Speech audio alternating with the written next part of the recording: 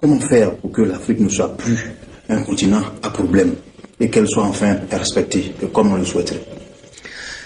Eh bien, vous savez, on a coutume de dire que l'Amérique est riche parce que les Américains sont riches.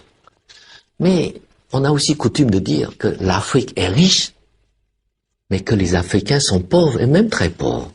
Alors, pourquoi une telle contradiction concernant l'Afrique?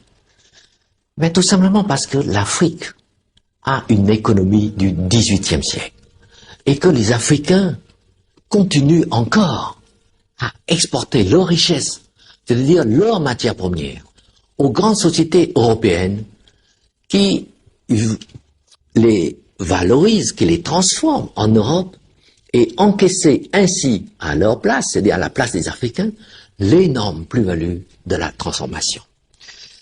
On peut alors dire que l'Afrique a certes acquis l'indépendance politique, mais pas son indépendance économique. Et pour cela, prenons l'exemple du café. Vous savez que le cours du café vert, fixé à Londres, a baissé de 80% en 8 ans.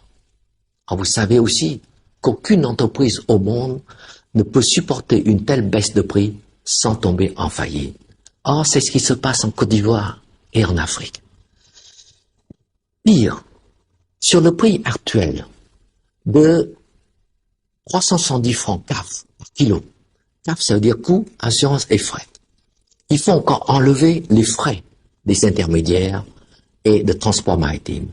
Il ne reste donc que 200 francs à peine par kilo à l'Afrique. Et ce même café africain, transformé ensuite par les grandes sociétés en Europe, en café soluble, se vend ensuite à plus de 20 000 francs le kilo à travers le monde. Voilà la contradiction. Et je dirais même l'injustice, elle est là. 200 francs pour l'Afrique qui produit le café et 20 000 francs pour l'Europe qui se contente de transformer le café africain. Et ce qui est vrai pour le café l'est également pour toutes les autres matières premières. Et tant que l'Afrique n'a pas compris cela, eh bien les Africains resteront pauvres, pour ne pas dire misérables.